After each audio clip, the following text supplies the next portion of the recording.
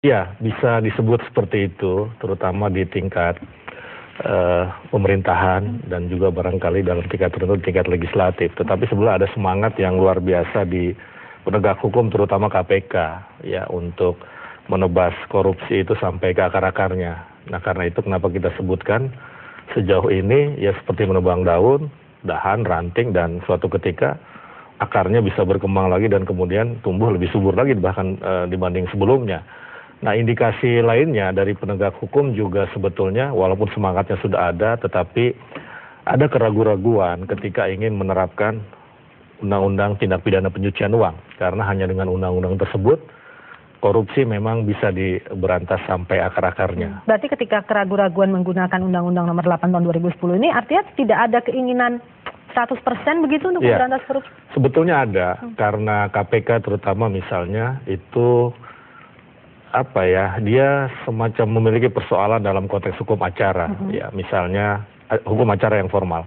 Harus ada 2 bukti permulaan yang cukup, kemudian ada dugaan pencucian uang dalam bentuk uang itu ditempatkan di mana. Artinya ada penempatan uang kepada orang-orang tertentu di sekitar koruptor.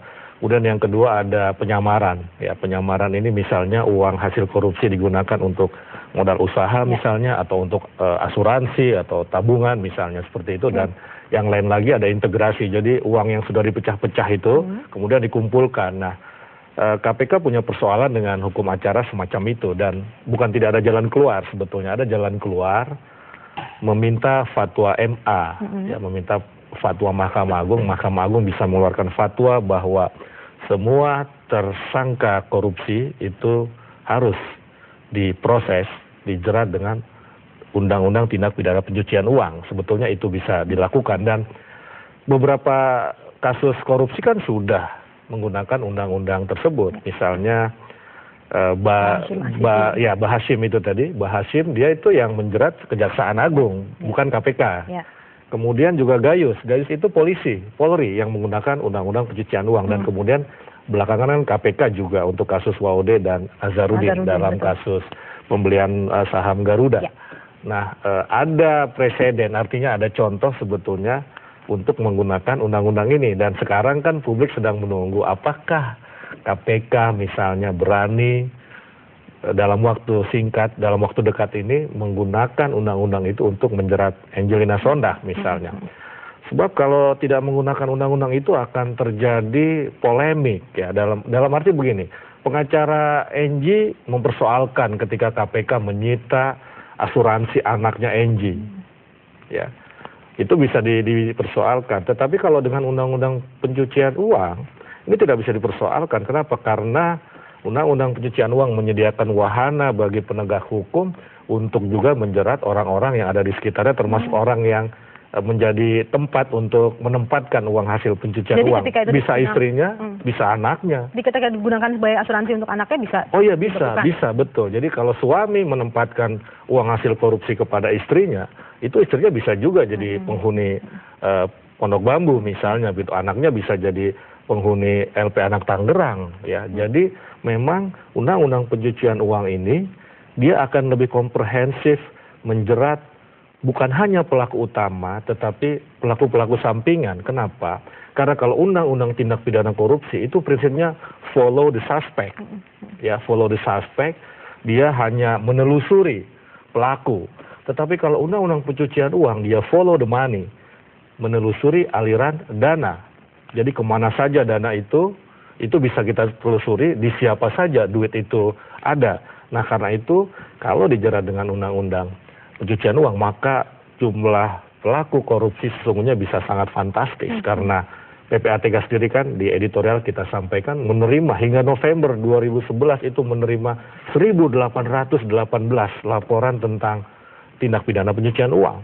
Dan dalam konteks itu pasti jumlah korupsinya lebih besar lagi begitu. Jadi kalau dalam kasus Nazarudin ini KPK tidak menggunakan undang-undang tindak pidana pencucian uang, bisa jadi istrinya Neneng tidak terjerat begitu, bisa jadi seperti itu. Apakah artinya undang-undang tindak pidana pencucian uang ini digunakan untuk kasus-kasus Nazarudin ini karena kasus high profile untuk memuaskan ekspektasi masyarakat?